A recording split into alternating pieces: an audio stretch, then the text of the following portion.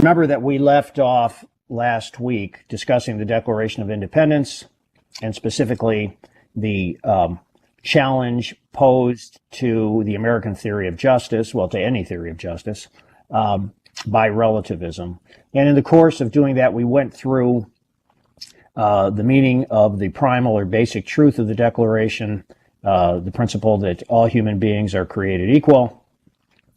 And I identified 3 dimensions of equality. I want to make sure that we're all, just to bring everybody up to speed. Can anybody remember any of those 3 dimensions? That all men are created equal?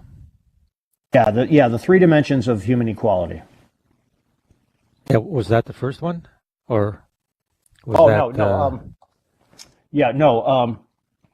well, let me just give the names and then let's see if everybody remembers the examples I used to try to explain. The 3 dimensions were psychological, ethical, and political.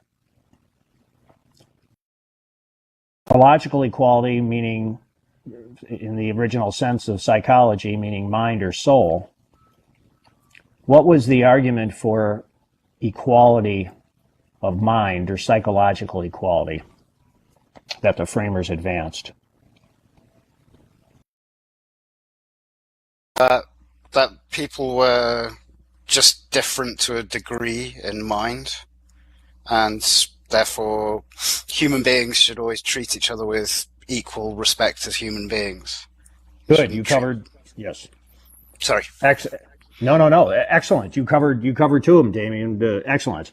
As you said here, the differences between and among human beings with regard to intelligence and wisdom, as profound as they may be, remain differences of degree, quantitative differences, whereas the differences between human beings and animals are differences of quality.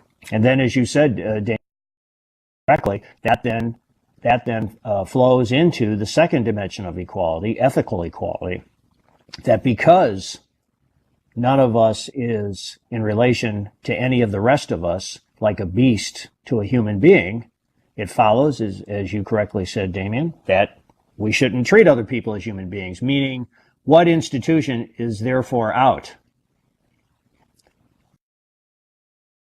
Tyranny. Slavery, exactly. Yes, well, it's slavery and tyranny. Because slavery is a form of tyranny, and tyranny is enslaving a whole population.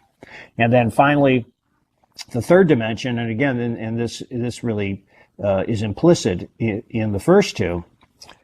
If we are fundamentally equal, meaning that all of our differences, however great they may be, pale in comparison to what we share in common, meaning our humanness, right? Our common humanity, then the question is, well, then how do you rule over the other human beings when they are all equal in the deepest respect? And the answer is the only means of rule consistent with equality as understood by the framers is government by consent.